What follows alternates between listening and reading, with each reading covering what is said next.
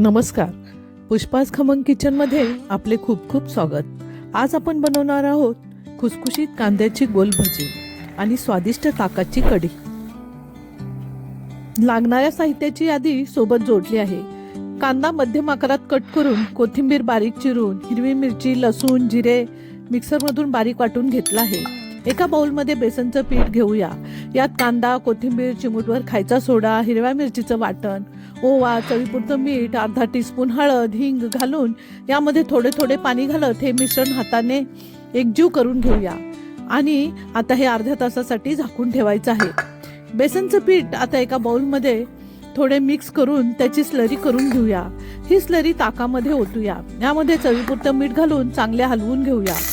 गॅसवर जाड उडाचे पातेल्यात तेल टाकून यामध्ये मोहरी, जिरे, कढीपत्ता, नंतर हिंग टाकून पाठोपाठ हिरव्या मिरचीचं वाटण घालू.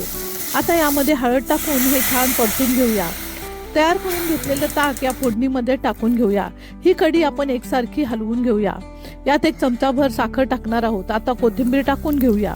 कढईमध्ये तेल गरम झाले आहे. आता आपण तेलामध्ये भजी सोडून घेऊया. भजी सोनेरी कलरवर छान तळून घ्यायच्या आहेत.